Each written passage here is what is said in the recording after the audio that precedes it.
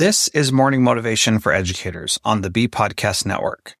Learn about all the shows at beepodcastnetwork.com.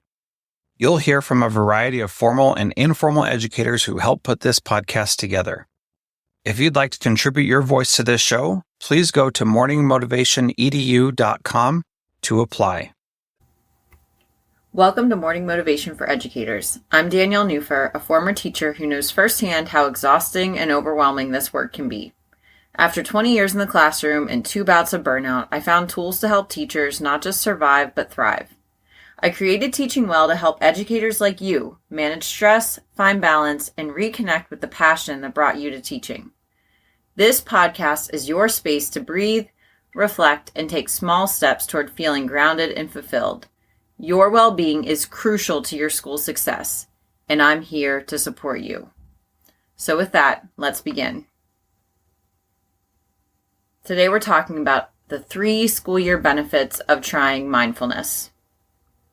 I know it's the beginning of the school year, and you aren't looking to being told one more thing to do. But I'm sorry.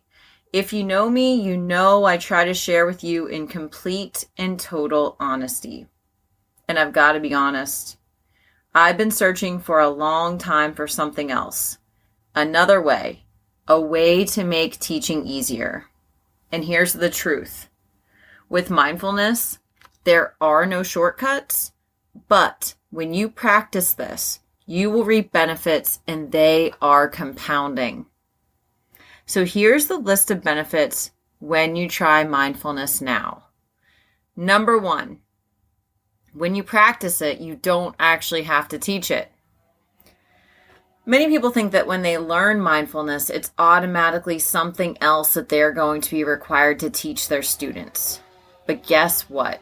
When you actually take the time to practice mindfulness, you don't actually have to explicitly teach anything. It's something that you are doing, monitoring, and practicing and paying attention to. By paying attention to your own emotions, taking a deep breath intermittently, or setting a quick body scan while your class is transitioning, you will be embodying these practices. And kids notice stuff like that. They will see you role modeling this, and even if they aren't sure what you're doing, they will be impacted by your shifts in practice. Benefit number 2. Things will change even if nothing else changes. This leads me to the next benefit. There will be invisible changes and shifts that occur as a result of you trying different mindfulness practices. As you shift and change, your responses to external factors will change.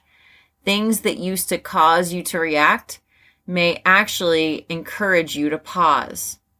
You will begin to build different ways to dealing with and encountering emails and phone calls and meetings. Your classroom may look the same, but the most important component, you, will have shifted, and the classroom container will change as a result of that.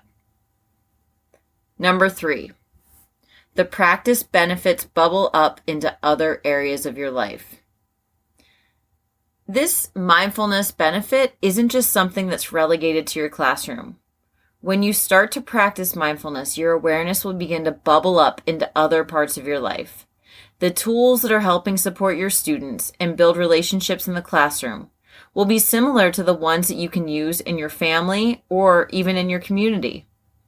Learning how to breathe when you're having a reactive moment, this same practice is one you can employ with your child or partner or family member. Practicing saying no because you realize how your body is filled with tension when you take on one more extracurricular task.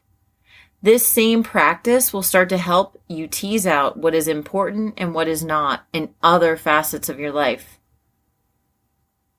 When you begin applying mindful awareness to your classroom and school, the rest of your life can't help but also be impacted. So now you may be thinking, okay, sounds good. But what is all of this? What is mindfulness practice, and what are you actually asking me to do?